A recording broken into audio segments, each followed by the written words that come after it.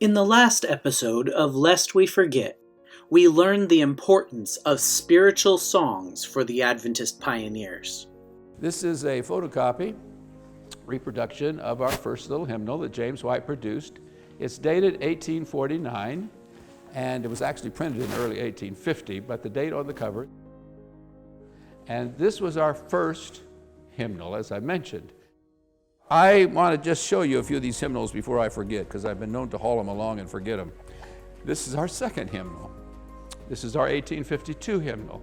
So here's the second one, also compiled by James White. The priority for printed materials is striking at the beginning of the Adventist movement.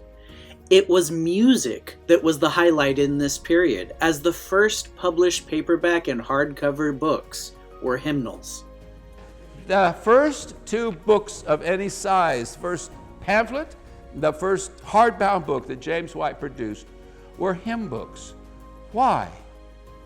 Because there's something about music that binds a group together. And in the early days, remember this one's 1849, we had maybe a few issues of the Present Truth out. That's about it. By 1852, we did have a few more things out. But if you wanted to bind these isolated, remember how isolated they were when we went from where the Leonard Hastings family lived to where the Smith family lived, and those were the closest Sabbath-keeping families together. Many times they're many, many miles farther apart than that.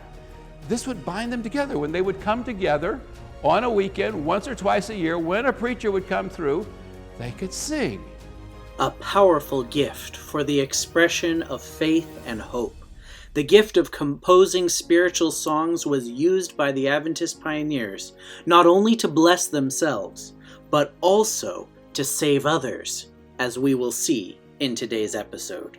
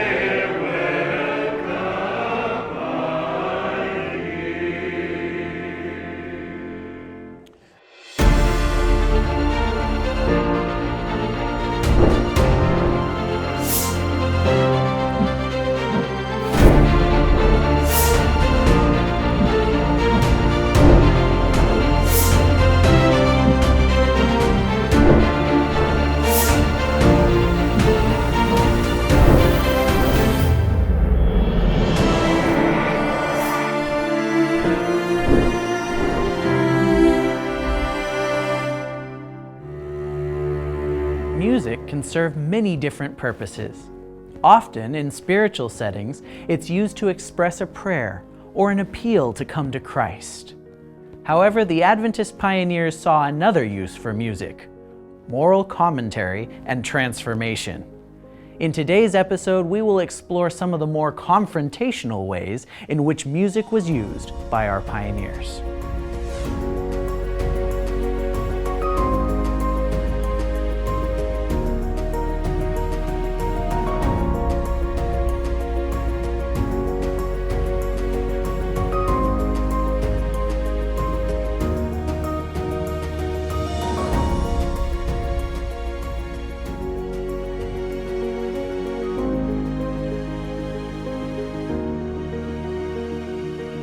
Now we're going to go to a temperance song.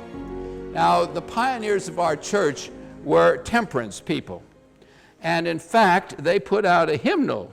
James Edson White compiled a hymnal called Temperance and Gospel Songs for use in the meetings of the American Health and Temperance Association, which the president of which was John Harvey Kellogg. Now, if you've not sung the song we're going to sing next, you may not want to claim it as part of your heritage, but here's where it came from. Edson White, second son of James and Ellen White, compiled the book for Kellogg's American Health and Temperance Association. So you can't escape it too far. It's number 42 in your little songbook here, and it's called the Smoking and Chewing Song. Smoking and Chewing Song, published in 1880. Now,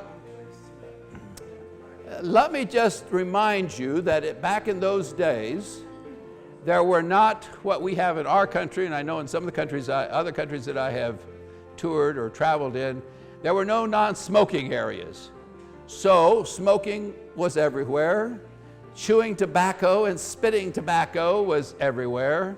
And that's just the way people lived in those days. And so this song about smoking and chewing was describing something that was very real to them. It was part of their experience. Every time they traveled, for instance, or went anywhere, they were bumping into people that were smoking and chewing. In 1871, our health paper, the Health Reformer, published an article, and I'm just going to read a few lines from it, from a lady. They were copying it from another paper, so this was not an Adventist lady, but it made the point that the Adventists wanted to make about temperance. A non-Adventist lady had traveled across the country in 1869 on the new transcontinental train. First time there was a train all the way across the United States that opened was in 1869, and she had traveled across country on the new train. And she described in this other paper what it was like, and let me just read a few lines as she described it. She's talking about the men on the train and all of the tobacco that was being chewed and spit, etc. The men chew and spit, they read and spit, they talk and spit, they laugh and spit, they breathe and spit, and some even swear and spit. By lamplight, as by daylight, the process went on. And what a scene did the flickering lights dimly disclose. Men, shaken equally out of their starch and out of their dignity, tumbling and rolling every way, some from their horizontal positions, spitting now more directly upon their neighbors. Women cuddled up on the seats, evidently ill at ease, and starting even in their slumbers as well they might amid these threatening showers. So when the pioneers sang about smoking and chewing, this was a very real situation. Now, if you use this old hymn sometime, or song, not a hymn, excuse me, this temperance song, if you use this old song sometime, I hope you will not put it in the context of something to laugh at. Anyway, it is a real thing that they were facing, and let's try singing smoking and chewing song, because at least in North America, I don't know about other parts of the world, but in North America, we have a growing problem with the use of some of these things, including alcohol, etc., by some of our members. And a little more emphasis on temperance might bring us a little bit closer to where God really wants us to be, because we're not going to have all these things in heaven, I don't believe. So let's try singing smoking and chewing.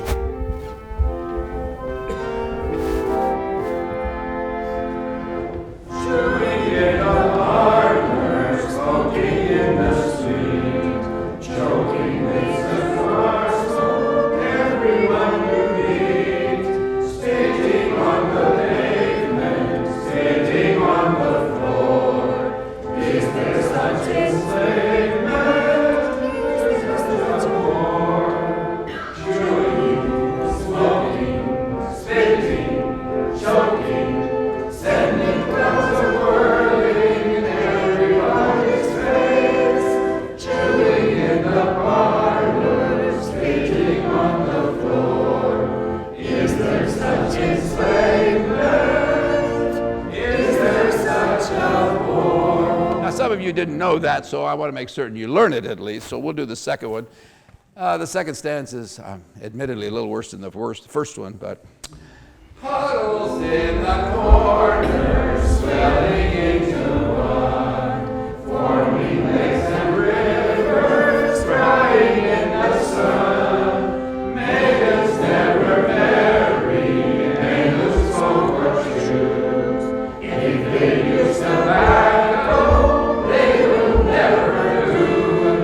Chewing, smoking, spitting, choking, sending clouds of whirling in everybody's face.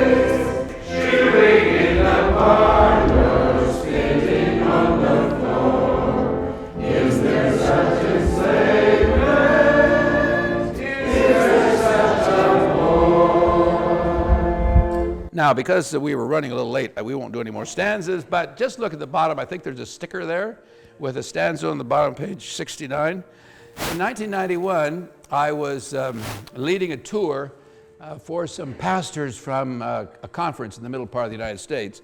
And the conference president had had as his professor the same teacher that I had had as a professor in church history at Andrews University, Dr. C. Mervyn Maxwell, now deceased.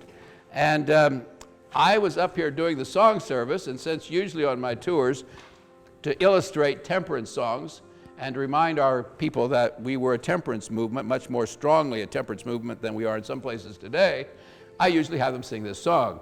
And I wondered to myself, do I dare have my former church history professor, do I dare do this song in front of Dr. Maxwell? You know, he might write to the registrar and tell him this guy really needs to have his grade changed because he doesn't know a thing about Adventist history. But anyway, so I wasn't sure how it went, but he seemed to enjoy it. And then a few weeks later, I received in the mail a stanza from him, and he'd updated it. Now, it's not quite as relevant as it was back in 1991 when I received this from him, but smoking marijuana, getting awful grades, using dirty needles, risking death from AIDS, dodging knives and bullets, dropping out of school, facing time in prison, why be such a fool? Smoking, chewing, etc. So I realized he wasn't going to change my grade. Music is capable of achieving greater goals than most of us can imagine. Through it, it is possible for difficult subjects to become clear and approachable. Health issues are a good example of this. However, composing music to achieve specific purposes is a gift. Among the Adventist pioneers, some stood out in their ability to compose. One of them was Frank Belden, Ellen White's nephew. Born in 1858, he grew up in California. But when he got married, he returned to Michigan and became directly involved in the composition of Adventist hymns. Now let's see, I want to do two more. I want to do number 45. We need to do one by Frank Belden. Actually, we'll do two by Frank Belden. The last two will be by Frank Belden. This is another one of these songs by the nephew of Ellen White, Frank Belden. And it's, I think, one that you probably should stand up as we're singing it. So let's stand and sing. The Coming King is at the door, and we'll do this one, the first and second stanzas.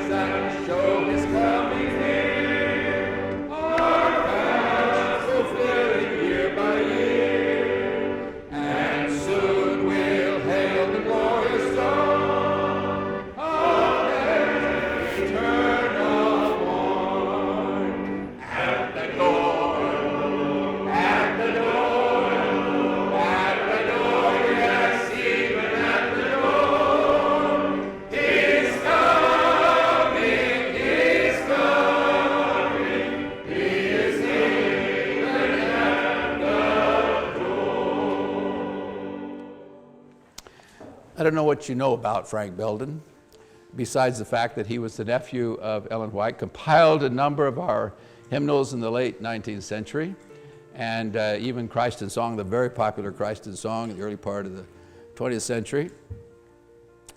He had a struggle at times in his life with spiritual values and matters, including his relationship with his Aunt Ellen G. White. Ellen White had promised his mother, Sarah Belden, that she, because Sarah died in, was it 1869, I think it was, or 68, she promised that she would try to help her niece and nephew to stay close to the Lord. And she did try to follow through on that commitment to her sister who had died. And so she would write to Frank as his career and his spiritual experience and all were going up and down. And he was one of those that went to Minneapolis in 1888. And he was not on what we would say today was the right side of things. His spiritual experience deteriorated. He got into some arguments and discussions and I think lawsuits with the General Conference over copyright issues and all. And it was really not good. He turned on his Aunt Ellen. Now, if you read the correspondence between Ellen White and her nephew, Frank Belden, after Minneapolis, and she's appealing to him to give his heart to the Lord, to accept his robe of righteousness, and Frank is resisting. But as you look at over that decade of the 1890s, at least in my estimation, it kind of is up and down, but it seems like it kind of goes up in the middle of the decade, and by the end of the decade, it's back down, and he's not in a very good spiritual place right then.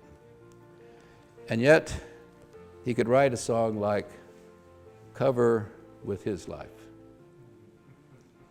And what year did he write that? Do you see up there at the top?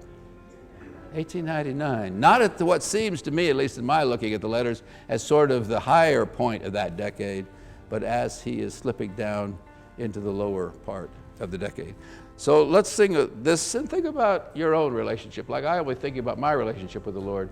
And we will just sing all four stanzas prayerfully, carefully, thoughtfully, I should say, of Cover with His Life, number 35.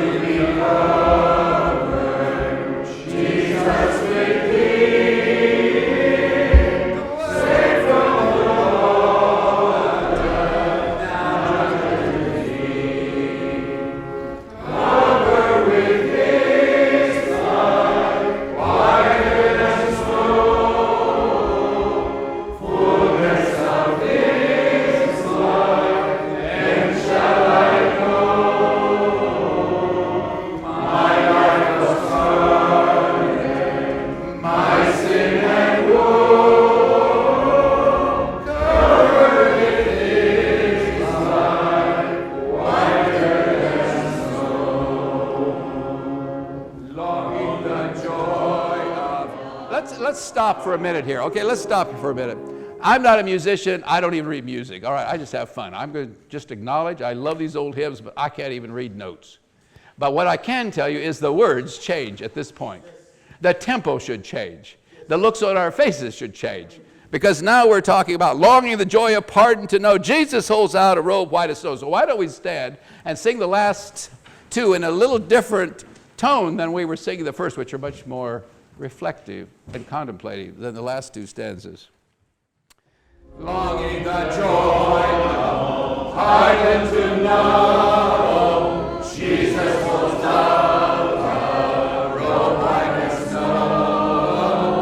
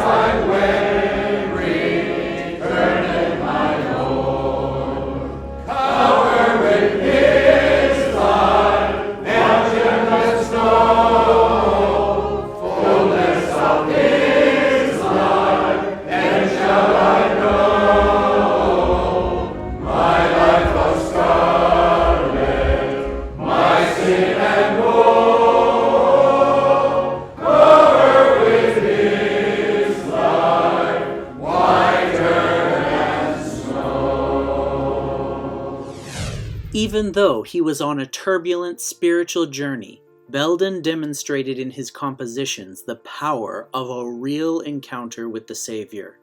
Spiritual music is powerful. While Belden let God use his gifts to reach so many hearts, the most important thing that a composer or Christian can do in their personal journey is to pursue deeper surrender to Christ. And this happened with many different pioneers while using their different gifts. As they allowed God to use them to save others, they themselves were changed. All right, you may be seated. We'll talk a little bit about this church. The church was actually built, and again, there are no building permits, so exactly which year was it? 1842, 1843, 1841, somewhere in there. But there was a division of the large church up on the green that you saw as we drove in. Some of the members thought it was becoming too formal. They were farmer types. They were more informal. They wanted a lower class religious programming or service. And so 32 of them in 1842, exited from that church. They removed themselves from the church up on the green, and they formed a society, as they called it, and eventually they built this church.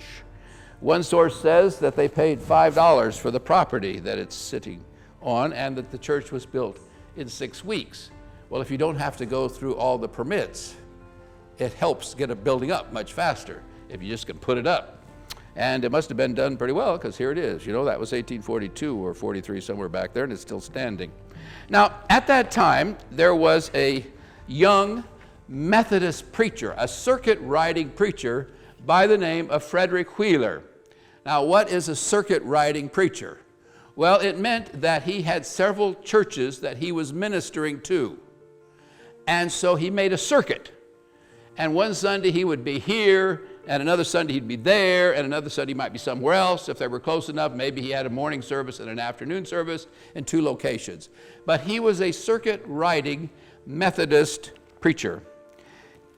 In 1843, the fall of 1843, a young girl by the name of Rachel Delight Oakes, 18 years of age, came to this community to teach school. She was a Seventh-day Baptist, but there were no Seventh-day Baptists in this area, though by this time there were Millerites. The Millerite message had come through just a few months earlier, and so a number of people had accepted the belief that Jesus was about to return. But there were no Seventh-day Baptists. There were Millerite Adventists and probably some that were not here. And her mother came to live with her. Here is a picture of her mother, Rachel Oakes, and later she married Nathan T. Preston, so she's often in Adventist history known as Rachel Oakes Preston. You may have seen her that way, but she's the mother of the school teacher. These two ladies are Seventh-day Baptists. Now, they would come to church here on Sunday, not because they believed in the holiness of the day, but because there was no one else to fellowship with, no other Christians to fellowship with. So they would keep Sabbath by themselves, and then they would come here for fellowship. Now again, putting these dates together, they're all memory statements, most of them written anywhere from 30 to 40 to 50 years after the fact by various people who are sure they were right, and they don't always agree.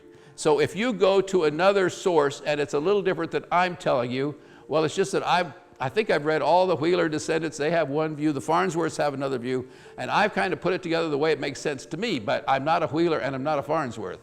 So I don't necessarily take sides. It's just how it kind of comes together for me. So anyway, they are here on a Sunday when Frederick Wheeler, I'm saying they, I mean Rachel and Delight. We're calling the daughter Delight. That was her middle name, but just to keep her separated from the mother. So Rachel and Delight were both here, and this man is preaching. And on this particular Sunday, they were going to have communion service. And he said to the congregation that if if you are going to participate in the Lord's Supper, you should be keeping God's commandments. Now, I don't know where Rachel and Delight were sitting that day, but you can imagine they probably struggled a bit to stay in their seats, because if anyone was not keeping the commandments, it was the man that was leading the service. And sure enough, as the old story goes, the following week, Rachel Oakes sees Frederick Wheeler somewhere, meets him somewhere, and she says to him, last Sunday, when you were leading out in the communion service, I almost stood up and told you you should sit down, they should put the cover back and the cloth back over the emblems, and you should not be participating until you started keeping the fourth commandment. Now, you can imagine he is a bit startled by this comment from her. He probably knew she was a Seventh-day Baptist, but apparently she had never been quite so forceful in her views until that time. She gives him some Seventh-day Baptist literature. The only pamphlet I found from that era, there's others out, it's the only one I have to show you, is this is a Seventh-day Baptist. Maybe she gave him one like this, some others, I don't know what she gave him, but she gave him some Seventh-day Baptist literature. And he was honest enough to go home and read, and decided that the Bible really does teach that the seventh day is the Sabbath. Courage. It took Rachel Oakes, already convinced of the need to keep all 10 commandments, to feel uncomfortable, till she just couldn't keep quiet about it anymore. The genuine example of Rachel and her daughter's faith were testimonies for Frederick Wheeler, who paid attention to the subject of the Sabbath, until, like the ladies, he could not remain silent. When God inspires a small flame, the light can become so great that it is able to bring light to everyone around who is in darkness. Now, Frederick Wheeler, we're just getting ahead of my story just a slight bit, I need to back up. In the fall of 1844, of course, the Millerites expected the Lord to return.